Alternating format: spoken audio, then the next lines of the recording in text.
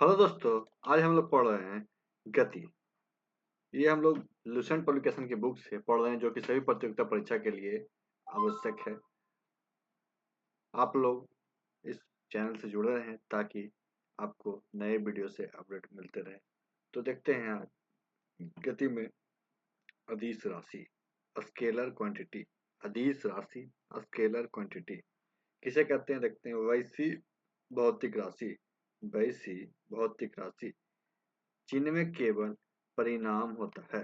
वैसी भौतिक राशि जिनमें केवल परिणाम होता है, दिशा नहीं, उसे अदिश राशि कहते हैं। उसे क्या कहते हैं? अदिश राशि कहते हैं। इसका एग्जाम्पल क्या क्या, जैसे हम देखते हैं द्रव्यमान, चाल, आयतन, कार, समय, ऊर्जा, विभव आदि। विद्युत धारा, ताप या टेम्परेचर, दाब, प्रेशर, ये सभी क्या है? अदिश राशियां हैं। अब हम देखते हैं क्या? सदिश राशि, वेक्टर क्वांटिटी। क्या कहते हैं? सदिश राशि। वैसी भौतिक राशि, वैसी भौतिक राशि जिनमें परिणाम के साथ साथ दिशा भी रहती है। वैसी भौतिक राशि जिनमें परिणाम के साथ साथ दिशा भी रहती है और जो योग के निश्चित नियमों के अनुसार, और क्या है, योग के निश्चित नियमों के अनुसार जोड़ी जाती है, उसे सदिश राशि कहते हैं। उसे क्या कहते हैं? सदिश राशि कहते हैं। सदिश राशि का एग्जाम्पल देखते हैं जैसे वेग, विस्थापन, बल, त्वरण, संवेग, आवेग, विद्युतीय क्षेत्र, चुंबकीय क्षेत्र आदि। नेक्स्ट क्या देखते हैं? दूरी, डिस्टेंस। दूरी, डिस्टेंस किसे कहते हैं देखते हैं। किसी दिए गए समय अंतराल में, किसी दिए गए समय अंतराल में वस्तु द्वारा तय की गई मार्ग की लंबाई को, वस्तु द्वारा क्या किए? तय की गई मार्ग की लंबाई को दूरी कहते हैं। क्या कहते हैं? दूरी कहते हैं। यह अदिश राशि है। यह क्या है? अदिश राशि है। यह सदैव, यह क्या है? सदैव धनात्मक या शून्य होती है। क्या है? सदैव धनात्मक या शून्य होती है।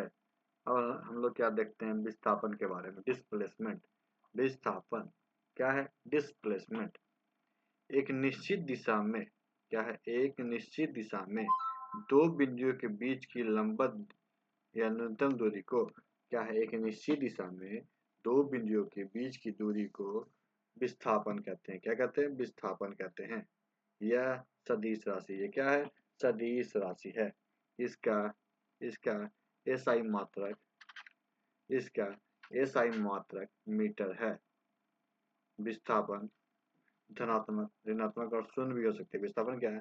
धनात्मक, ऋणात्मक, शून्य भी हो सकती है। अब देखते हैं चाल। चाल क्या है? किसी वस्तु द्वारा, किसी वस्तु द्वारा प्रति सेकंड तय की गई दूरी को चाल कहते हैं। क्या है? किसी वस्तु द्वारा प्रति सेकंड तय की गई दूरी क्या कहते हैं? चाल कहते हैं। अर्थात चाल बराबर क्या है? दूरी बटा समय। अर्थात चाल बराबर क्या है? दूरी बटा समय। यह एक अदिश राशि है। चाल क्या है? अदिश राशि है। इसका एसआई मात्रक मीटर प्रति सेकंड है। इसका एसआई मात्रक क्या है? मीटर प्रति सेकंड। फिर देखते हैं वेग, वेलोसिटी। क्या देखते हैं? वेग या वेलोसिटी किसी वस्तु के, किसी वस्तु के विस्थापन की दर को, किसी वस्तु के विस्थापन की दर को एक निश्चित दिशा में प्रति सेकंड वस्तु द्वारा तय की गई दूरी को वेग कहते हैं। एक निश्चित दिशा में क्या है? वस्तु द्वारा तय की गई दूरी को वेग कहते हैं। यह एक सदिश राशि, ये क्या है? सदिश राशि है। इसका एसआई मात्रक मीटर प्रति सेकंड। इसका एसआई मात्रक क्या है?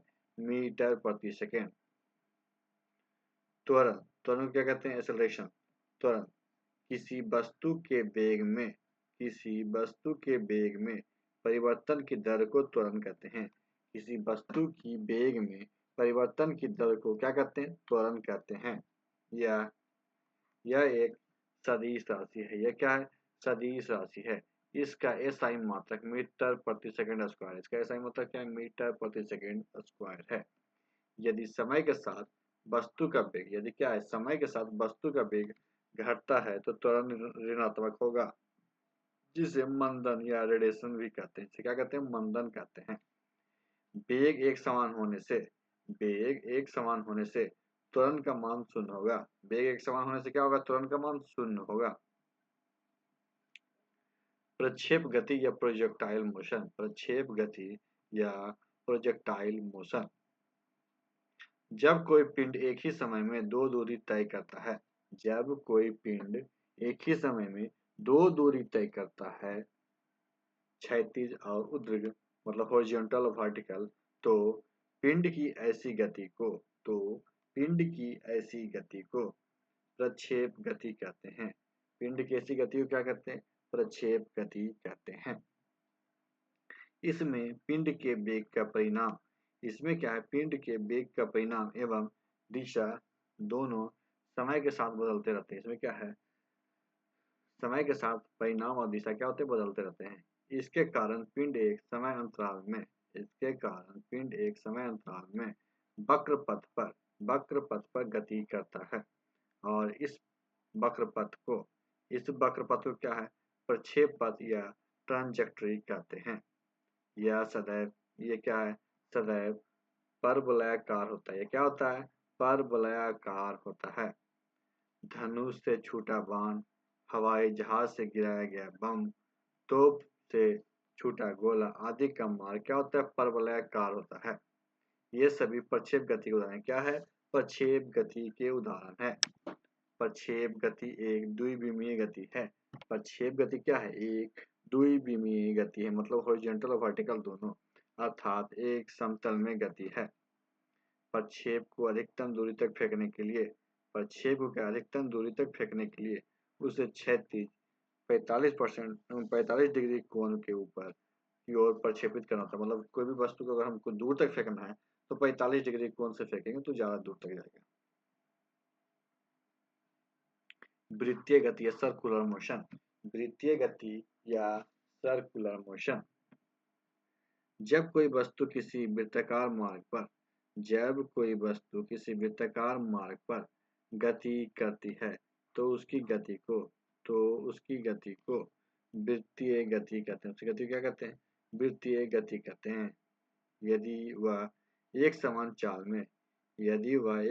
चाल में गति करती है तो उसकी गति को क्या? एक समान वृत्तीय गति कहते हैं। उसकी गति क्या कहते हैं? एक समान वृत्तीय गति कहते हैं। वृत्तीय गति एक त्वरित गति होती है। वृत्तीय गति क्या है? एक त्वरित गति होती है, क्योंकि वेग की दिशा प्रत्येक बिंदु पे बदल जाती है। त्वरण की दिशा वेग की दिशा के लंबवत होती है। त्वरण की दिशा क्या है? वेग की दिशा की लंबवत होती है। कोणीय वेग एंगुलर वेलोसिटी, वृत्ताकार मार्ग पर गतिशील कण को वृत्त के केंद्र से मिलाने वाली रेखा एक सेकंड में जितने कोण से घूमती है, उस कण को कोणीय वेग कहते हैं। कोणीय वेग किसे कहते हैं? वृत्ताकार मार्ग पर गतिशील कण को वृत्त के केंद्र से मिलाने वाली रेखा एक सेकंड में जितने कोण से घूमती है, उस कण को कोणीय वेग कहते हैं।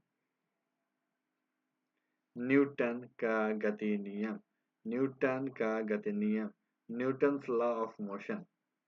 भौतिकी के पिता न्यूटन ने सन 1687 ईस्वी में अपनी पुस्तक प्रिंसिपिया में सबसे पहले गति के नियम को प्रतिपादित किया था। सबसे पहले गति के नियम को प्रतिपादित किसने किया था? न्यूटन। कब किया था? 1687 में। कहाँ किया था? अपनी पुस्तक प्रिंसिपिया में। तो देखते हैं न्यूटन का प्रथम गति नियम। Newton first law of motion. यदि कोई वस्तु विराम अवस्था में है तो यह विराम अवस्था में रहेगी। मतलब जब कोई वस्तु विराम अवस्था में है तो वह विराम अवस्था में रहेगी। यदि वह एक समान चाल से सीधी रेखा में चल रही है तो वैसे ही चलती रहेगी जब तक कि उस पर कोई बाह्य बल लगाकर उसका वर्तमान अवस्था में परिवर्तित न किया जाए।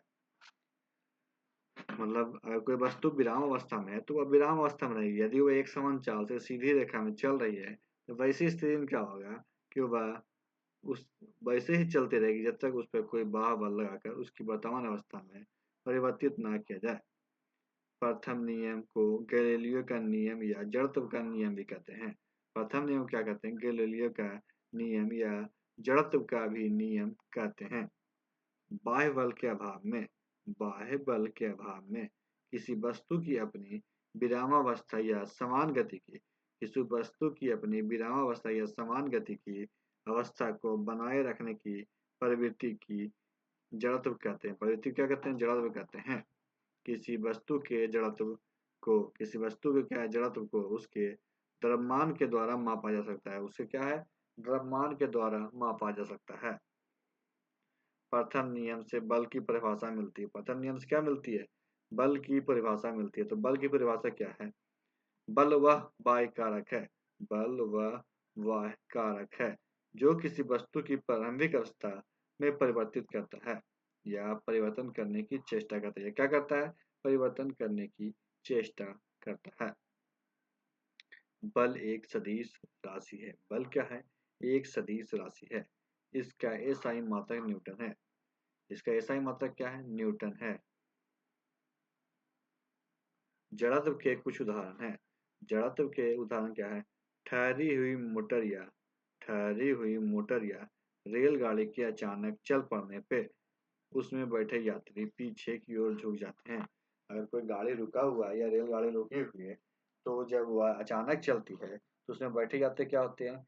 पीछे की ओर झुक जाते हैं।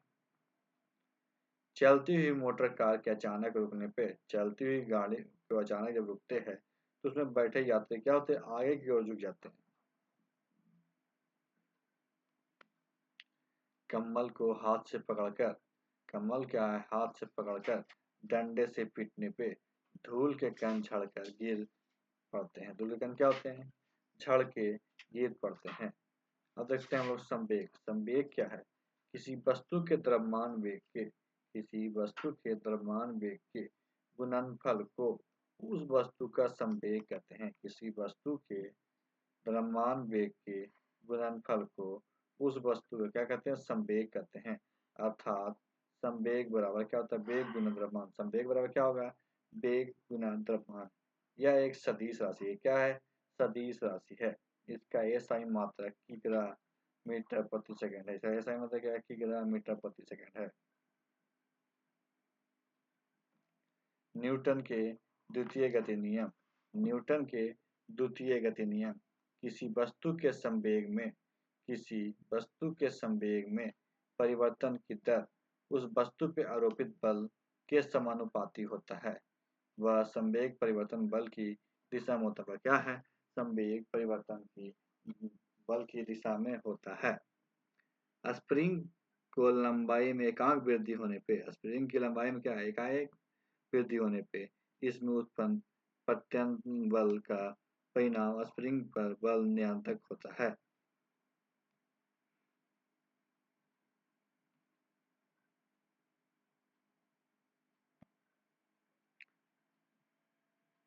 आज की वीडियो यहीं पे समाप्त करते हैं। नेक्स्ट वीडियो में हम लोग न्यूटन के थर्ड गति नियम से पढ़ेंगे। तो वीडियो अच्छा लगे तो वीडियो को लाइक कीजिएगा, दोस्तों को शेयर कीजिएगा और हमारे चैनल को भी सब्सक्राइब कीजिएगा। वीडियो देखने के लिए आपका धन्यवाद।